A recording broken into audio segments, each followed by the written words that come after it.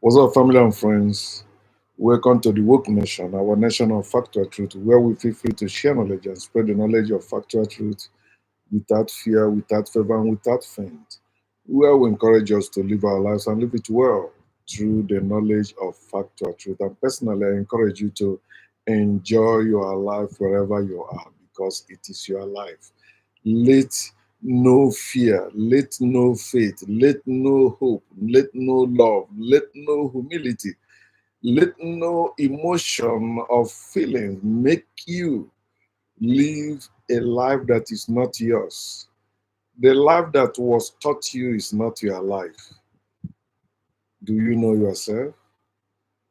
When you know yourself, you'll be unfit to be a slave to any ideology, to any person, to any being, to any faith.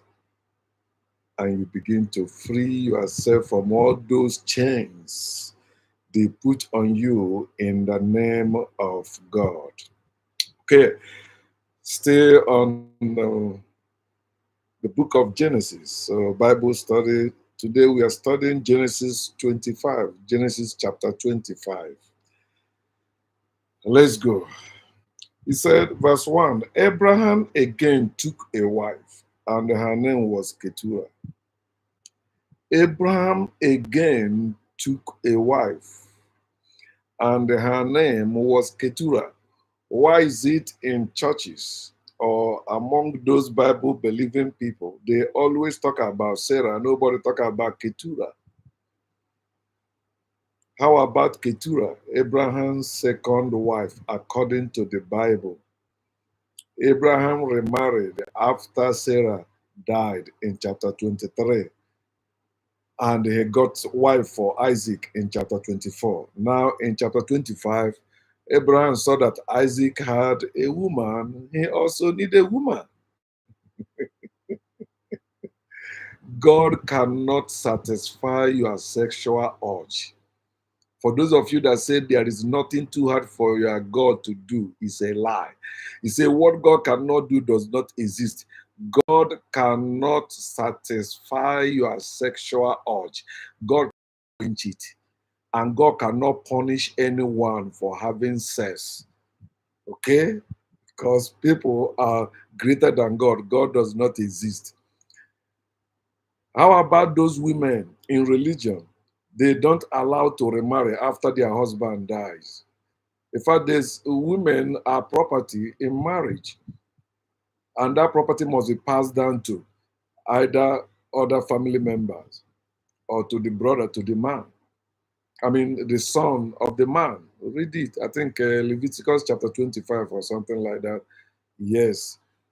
A man can pass down his wife, um, yeah, his wife to his son. I think you can see it also in Exodus chapter 21.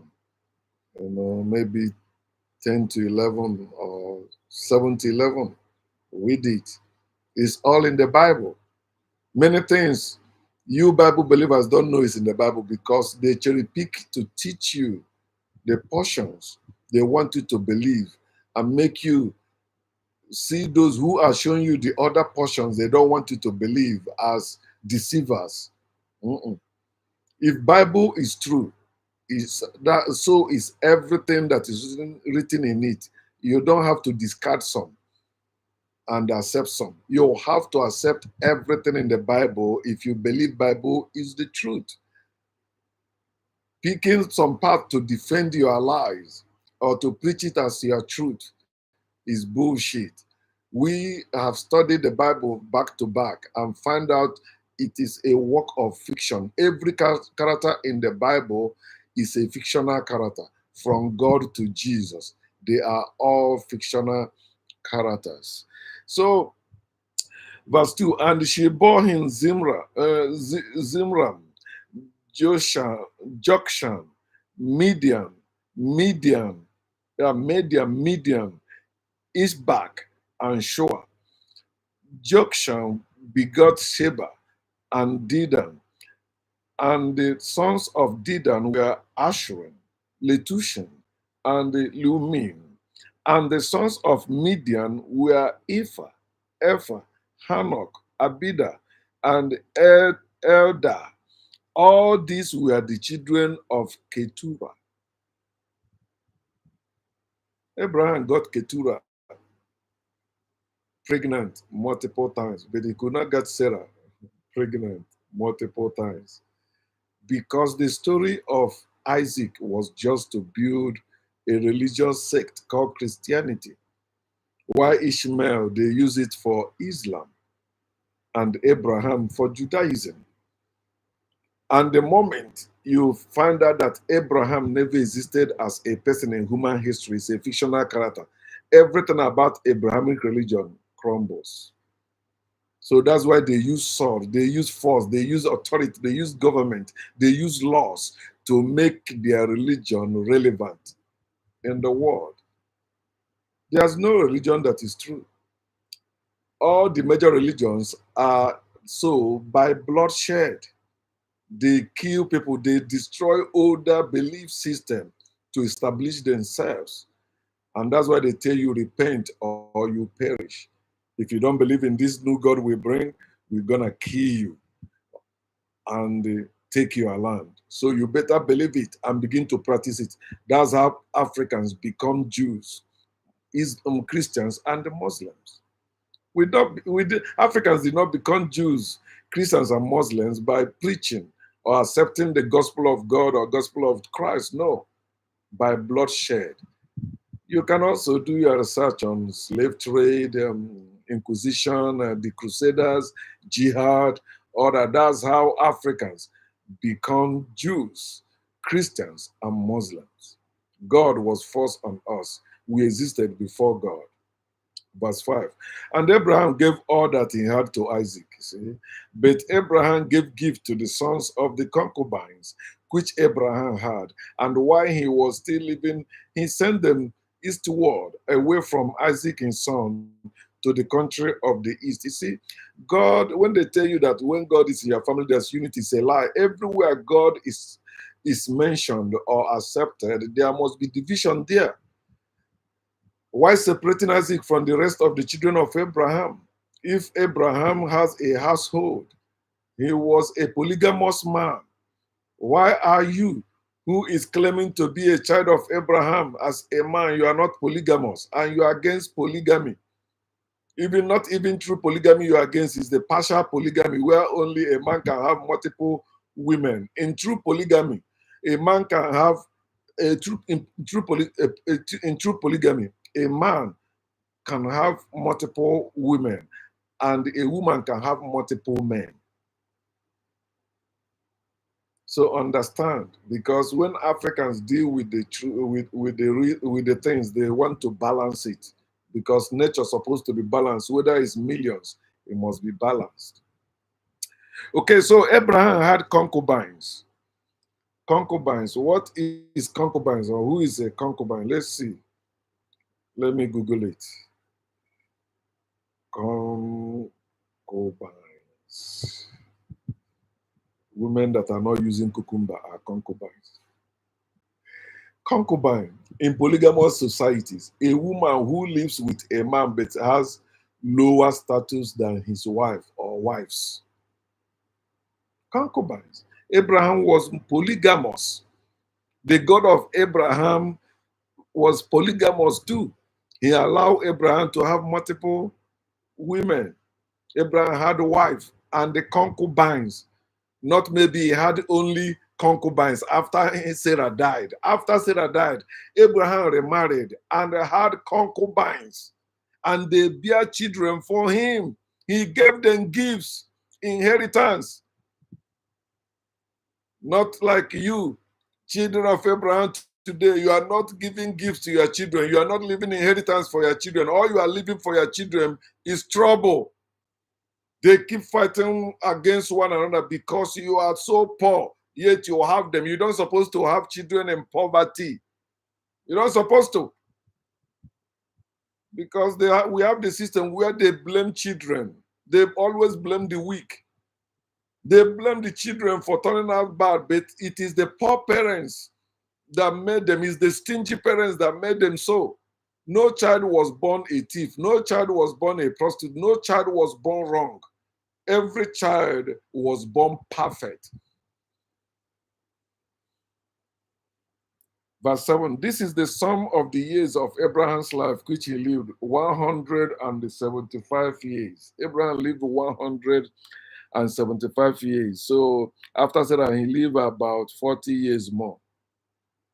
And in that 40 years, he was having fun, sleeping with different women. That's how you can enjoy this life. If you are a man, you're supposed to be sleeping with different women. If you are a woman, you're supposed to be sleeping with different men to better your life. Stop letting them keeping you in that can where you are suffering depression, suffering stress in the name of marriage. 75 years. Then Abraham breathed his last and died in a good old age. Remember, nobody breathed first or last. There's no such thing as first breath and the last breath. Life is without beginning and without end. You cannot begin life and you cannot end life. Life is eternal. Okay. And an old man and full of years, and was gathered to his people. Have you seen any member of your family who believed in the God of Abraham, who lived up to 175 years? Think about it. And his son Isaac and Ishmael buried him in the cave of Machpelah. See, his son who? They put Isaac now first before Ishmael. That is evil. It's supposed to be his sons, Ishmael and Isaac. And with those one begotten by his concubines and the second wife, where are they? Did he tell you? Yeah. See how they put Isaac before Ishmael. Evil. A firstborn is firstborn. It doesn't matter what you believe. It doesn't matter your culture. It doesn't matter your tradition. Firstborn is firstborn. You cannot change nature. Firstborn is not an inheritance. It's not a gift. It's natural. If you are the first born by your parents, you are the firstborn, whether you are a man or a woman, male or female. Firstborn is firstborn. Let's be going. We are waking up. They buried him in their verse 10. The field which Abraham purchased from the sons of Heth. That's where they buried him. There Abraham was buried, and Sarah, his wife. And it came to pass after the death of Abraham that God blessed his son Isaac, and Isaac dwelt at Bethel. This is all lies. They always inject God in things. We knew that according to chapter 24, he said that Abraham has given all he had to Isaac. Then why are you telling us again now, after the death of Abraham, God blessed his son, Isaac? It's a lie. God cannot bless anyone. I will never stop telling you this. There's no such thing as generational blessing or generational curse. What we have is generational trauma, generational lies. There's no God blessing or cursing anyone anywhere. Nothing is wrong with your life. What messed up your life is the belief system you were born into. Your spiritual religious parents raise you in that mentality. You think your life is worthless. You think your life is full of evil, that you need a savior. You have a God. No, your life is perfect. Think about it. If your life is not perfect, God will be the one feeding you. Your life is perfect. That's why you can go out and feed yourself. God cannot feed you. Your life is perfect. Can you walk? Your life is perfect. Can you talk? Your life is perfect. Can you see? Your life is perfect. Can you smell? Your life is perfect. Can you make sound? Your life is perfect. You are not imperfect. It is not in you to be evil. Evil was taught you by your parents, society, guidance. They taught you that evil. What is that evil taught you? God. God is evil, and the evil is of God. Without the concept of God, there's no evil in this world.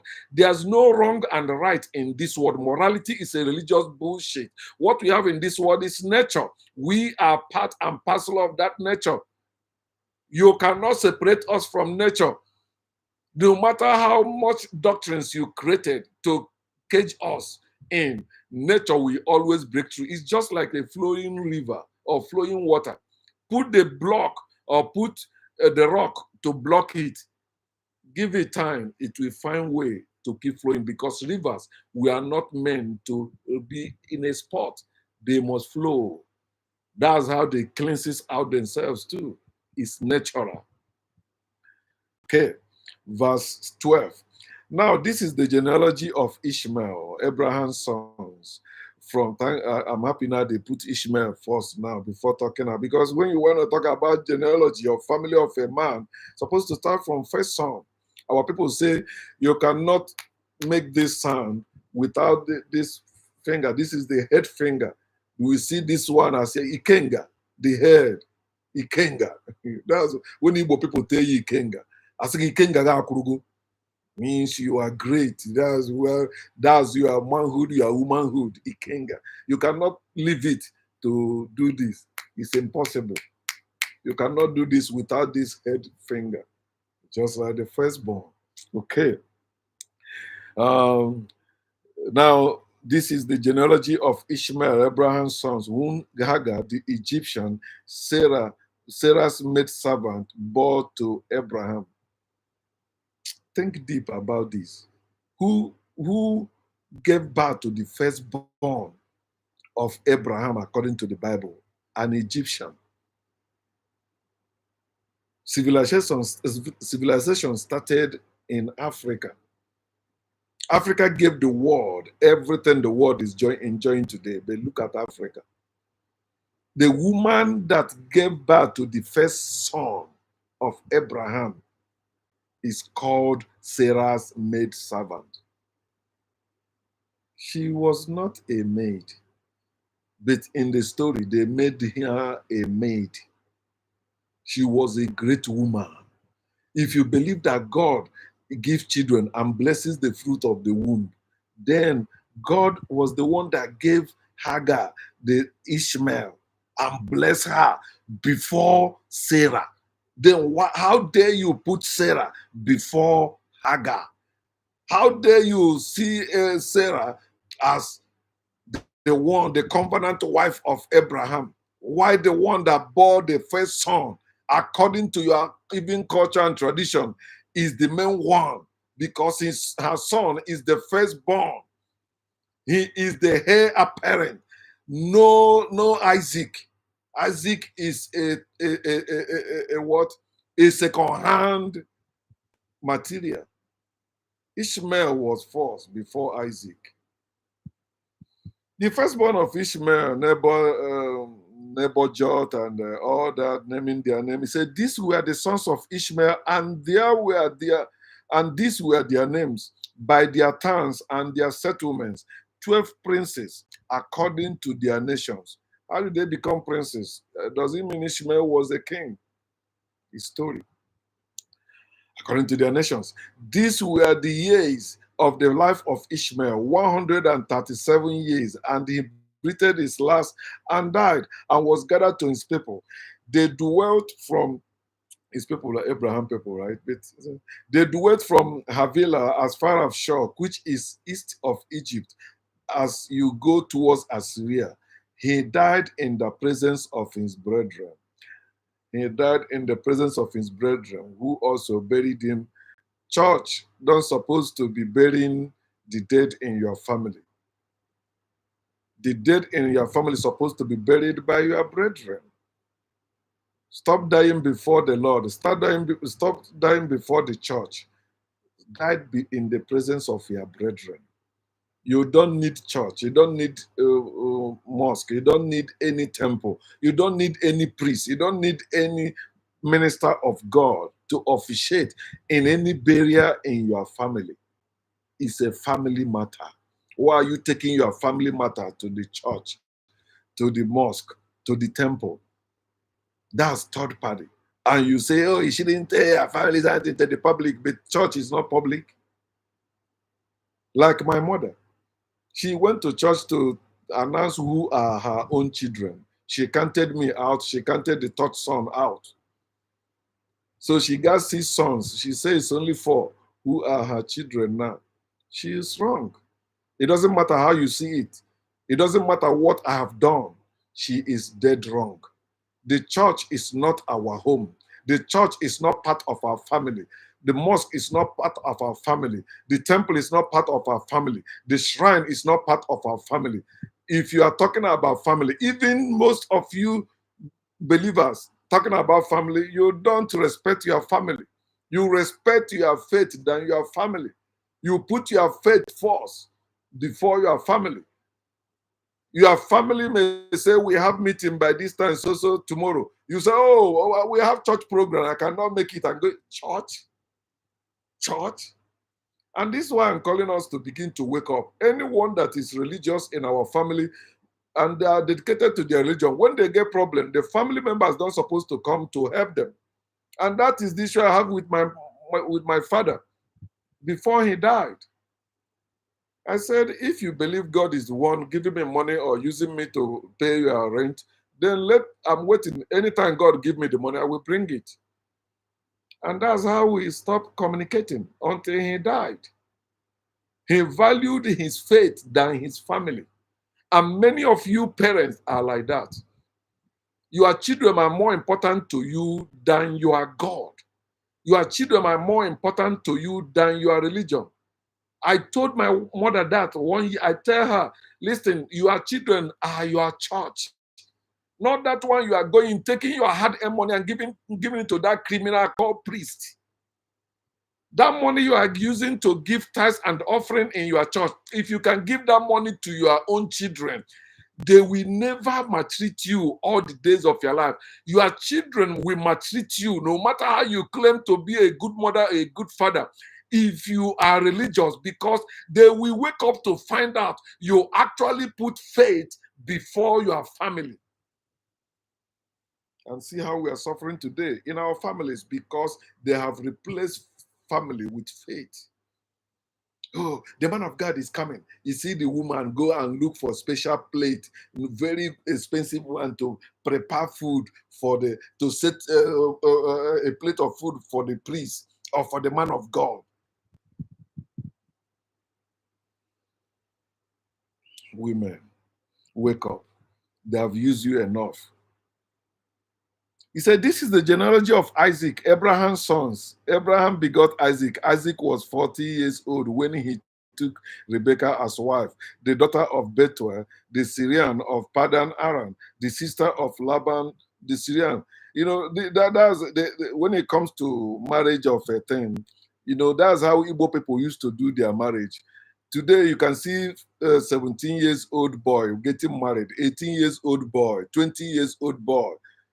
No, Isaac was 40 years old when he took Rebecca. But you know, he didn't take Rebecca. Rebecca was given to him. His father found a wife for him. But how old are you? You are not even up to 40. You already have 3 children, 4 children. That's why you don't have anything doing and you are looking for people to send you money to pay your children's school fees. You are calling people stingy for not giving to you. How about the God you serve that is not giving to you? What do you call that God? You still worship the God that failed to give you money, but because I failed to give you money, I refuse to give you money, you say I am evil, I am stingy. What do you call the God that failed to give? Oh, God is the one that gave you life. Idiot, where? Don't you have parents? Your life is not a gift.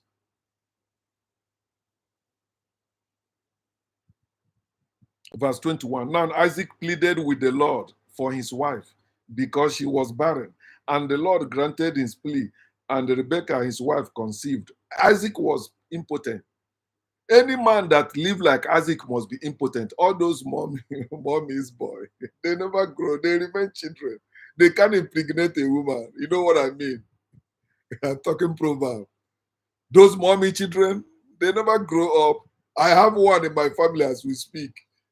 And look at their life. Their mother always mess up their life. Their father always mess up their life because instead of them to live their life, they are listening to the advice of their father and the mother as if they are still little children. You are an adult now. Yeah, anybody can advise you, including your parents, but you have the final decision to make. If what they're suggesting for you does not benefit you, don't do it.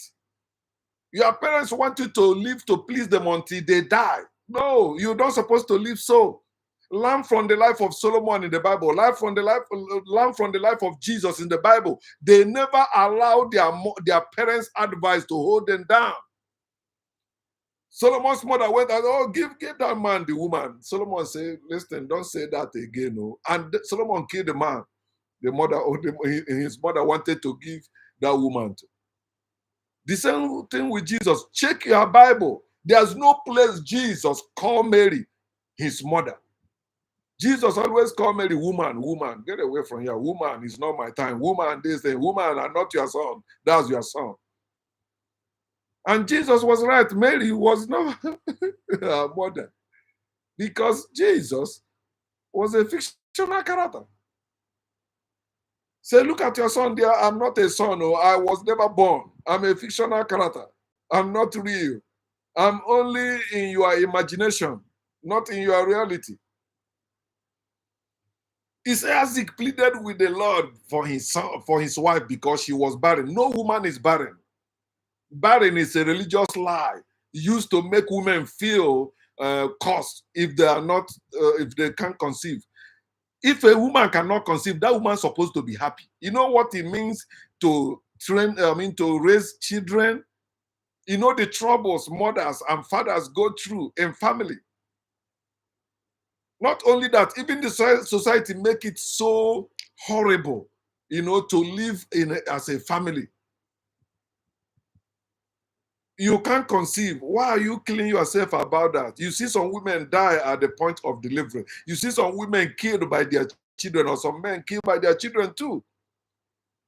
If it is your nature not to conceive, you're supposed to be jubilating, you're supposed to be happy. But if you can conceive, stop pretending and lying to yourself and thinking you are blessed. The sorrow, the pain you have show you that it is not a blessing. It is not. It is not a blessing. Okay, don't you see how they subdue women? I shared that video yesterday. He said the woman don't need any talent to give birth to children. So they don't value women. Women are just tools used to produce children. So if women don't need any talent to have children, why are you paying bride price to claim their children? Why are you marrying them to claim their children? Why? Stop that evil we have been doing in the name of marriage. No woman is barren. No tree is barren. That you don't bear fruit does not mean you are no longer tree. That does not mean you are no longer, qualified to be a tree. You still the tree, and you are doing well. You are living. You are growing. That's what matters. Not producing problem, calling them children, and you are bragging. You see another woman that don't have child, and you are pretending you are not better than her. She's better than you. A woman that is childless is better than a mother. Especially in this evil system we are in, where mothers are treated as property or as slaves, as tools to produce children, as breeders. Mother hen, indeed. But the children struggled together. He said the Lord granted his plea, and Rebecca, his wife, conceived. No prayer can make your wife conceive. Praying to God can never make your wife conceive. Look at those religious people that have went and do IVF because prayer did not work, fasting did not work, prophecy did not work, seed sowing did not work. Every sacrifice they did in the name of God or spirituality or religion did not work. They have to go to science. Nature created science. So if naturally you cannot conceive, science can help you to conceive. But God can never help you to conceive. If God can help a woman conceive, a woman don't need to have sex with a man to conceive. A woman can only conceive after she has sex with a man, not by prayer. God don't answer any prayer anywhere. He said because God granted his plea, then his wife conceived. The children struggled together within her, and she said, if all is well, why am I like this? So she went to inquire of the Lord. Not she went to the hospital. Not she went to a doctor. According to the Bible, if you have problem, you have to go to God. He said, call me, I will answer you. Jesus said, if anything you ask God in his name, he will do it. There's no reason for you to go to hospital as a taste. There's no reason for you to go to any person for help as a taste, because you are God supposed to be providing for you, providing your needs according to his riches in glory. How I wish your God is real. All these problems you are creating in our places will end. So she went to inquire of the Lord, verse 23. And the Lord said to her, 2 nations are in your womb. 2 nations. So you and your siblings are nations. He said the children of Ishmael were establishing their families according to their nations. You are a nation, I'm a nation. Then how dare you say in the seed of Abraham, all nations will be blessed? I don't need to be blessed because I am nature. I don't need God's blessing because I am above God. It is the greater that bless the lesser. God is lesser than me. I don't need blessing from any God. 2 people shall be separated from your body. 1 people shall be stronger. You see, they always bring division. Everywhere God is mentioned, you can never not see division where God is present. Where God is mentioned, you must see division there. Confusion, division, destruction. That's God. Hear what he said. Say 2 people shall be separated from your body. 1 people shall be stronger than the other. Why can't both of them be equally stronger? But that's white supremacy. The bandits are stronger. The indigenous people are lesser, are weaker. And that's why the bandits invaded the indigenous people, enslaved them, and colonized them to date. And the indigenous people are still sleeping in spirituality, sleeping in religion. Instead of them to wake up and wise up, unite, and stand, fight for their recovery, restoration, and taking their enviable great place again. And the older shall serve the younger. That is a white supremacy. That is evil of spirituality. That is evil of religion. The evil of white supremacy. The older serving the younger. It is evil. In fact, the word serving, we are not born to serve. Service is evil. Serving people. No, you're not supposed to serve anyone. We're supposed to live caring for one another, not serving. A servant is a slave. You are not born to serve. You are not born to be a slave. Verse 24. So when her days were fulfilled for her to give birth, indeed, there were twins in her womb. This is the first time twins is mentioned in the Bible. There was no twins during the time of Adam. There was no twins in the family of Noah. This is first time twins is mentioned in the Bible. You cannot prove me wrong because I'm right according to your scripture. When they tell you that Africans were killing twins, it's a lie. It were Christians, African Christians, who were killing twins because they believe in the Bible that Adam and Eve did not have twins. They saw twins as witches. They say it's abnormal. We are not like God that have multiple children. A woman is supposed to be delivering 1 child per delivery. When they lie to you that African, you need to find out the whole truth. Africans never killed twins. It were converted Africans into Christianity who were doing, they still do that today. They call it deliverance. Deliverance. You see them saying their children bring bad luck. They doing deliverance. Some of them, they tie them down with chain. Some of them, they use bed, hitting them, flogging them, praying over them, fasting for them, to drive out demon that does not exist. That's what spirituality and religion does. They create a problem that does not exist, and they spend all their life looking for solution to that problem. You cannot find solution to a problem that does not exist. That's why they continue casting and binding demons every day, every day, every day, because demons does not exist. So they will keep doing that only to make themselves believe it will get better, but it can never, because they don't exist. You are solving imaginary problems. And the first came out red.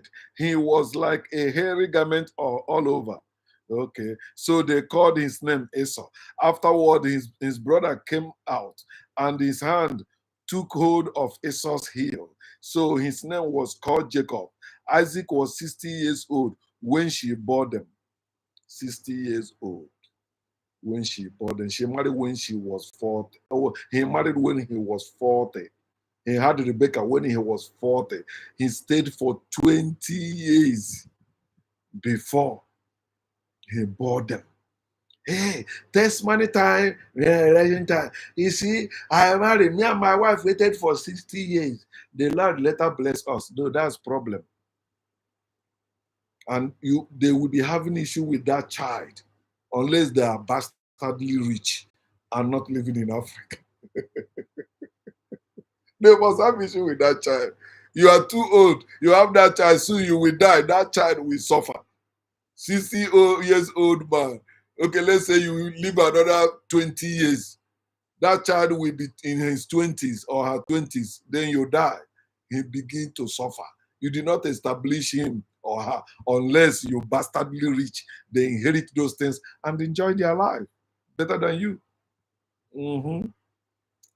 So the boys grew, and Esau was a skillful hunter, a man of the field. That's what matters. But Jacob was a mild man dwelling in tents. When Esau go and they hustle and come back, Jacob is there to take, enjoying. Esau will be going, hustling. Esau was better than Jacob. Jacob was also mommy's son, mommy's boy. But Esau was a man going to hunt to take care of himself and his family.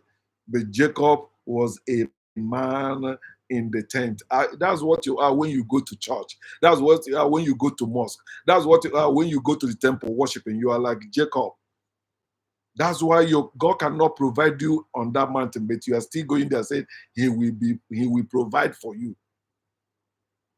You have to go like Esau, go and hunt, a man of the field, not a man of the tent. In tent, that's where they exploit people, robbing the poor, taking their tithes and the offerings. But in the field, that's where you show you are a man. You go and hunt to feed yourself and your family. Don't be a man dwelling in tents. Be a man of the field, a natural man.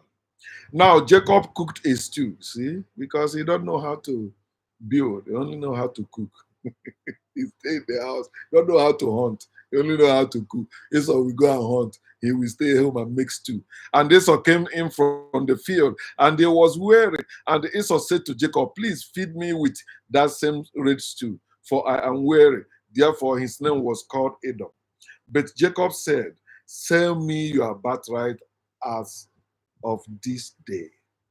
Jacob is evil. And Esau said, "Look, I am about to die. So what is this birthright to me?" Then Jacob said, "Swear to me as of this day." Jacob was evil in the Bible.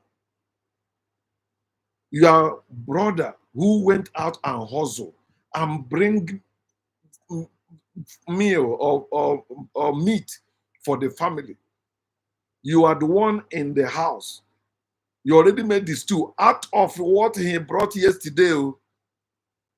He said, "Give me food to eat. I'm about to die. I'm hungry. I'm weary." He said, "You have to swear. Give me your birthright." White supremacy, the system we are in. When they claim they are helping you, they are not, they are hurting you. They give you money and take your resources. Africans, wake up. Africans are like Esau, and the white people are like Jacob. Africa invented everything for quality life. White people created credit to claim them. Oh, you want this? Okay, give me your resources. Give me your birthright.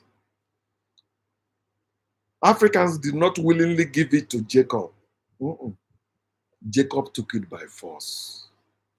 Understand how it happened. It was by force they invaded and enslaved and colonized Africa. It was not because they are more powerful. Naturally, Africans are more powerful than every other race in this world. Even put all of them together, Africans are more powerful than them.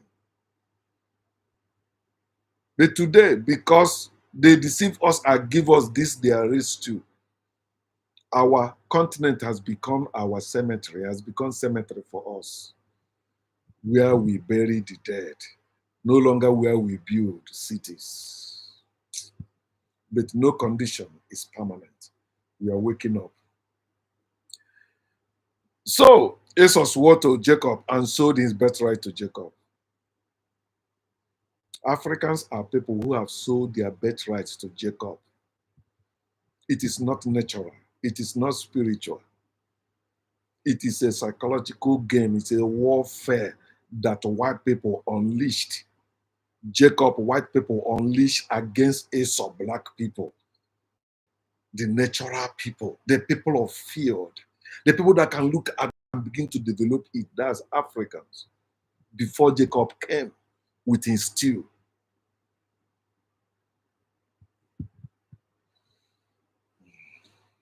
And Jacob gave Esau bread and stew of lentils. Then he ate and drank, arose, and went his way. Thus Esau despised his birthright. It's a lie. Esau did not despise his birthright. Esau saved his life. Look at Africa today. Yeah, we are not building. Everything we are doing is just to survive. And that's why I'm discouraging Africans from birthing children in this harsh condition. The more you have children in a harsh condition, the more that harsh condition lasts. Before you have children, end that harsh condition. Slaves, having children in slavery, will make that slavery last longer. But when they stop giving birth and start fighting for their freedom, after they free themselves, they can have children as much as they want. First, then, first, Africans, let us take back our birthright. Nature is our birthright. Let us wake up as a people so that we can restore our powers and recover our heritage. Gordon.